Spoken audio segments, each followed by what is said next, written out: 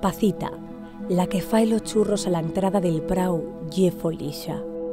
Pachu, el que vende los globinos de Dora la exploradora, ye Folixa.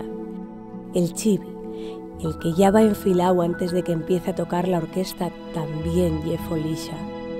Cookie, la mocina que va en tacones a la fiesta de prau, esa también ye Folixa. Jonathan, el del puesto de disparar al palillo con la escopeta trucada, ye Folixa. Rubenín, el que tira la sidra por encima la siente creyendo que ye Fernando Alonso en el podio, ese también ye Folixa. Porque todos los asturianos tenemos derecho a perdernos al volver de mesear en el mato, porque cortarse el pie con un vaso de sidra ye muy guapo, porque tener una resaca del 15 al día siguiente presta por la vida, marca la X en la declaración de la renta a favor de les fiestes de prau. Gobierno de Asturias. Tu Folixa, la de todos.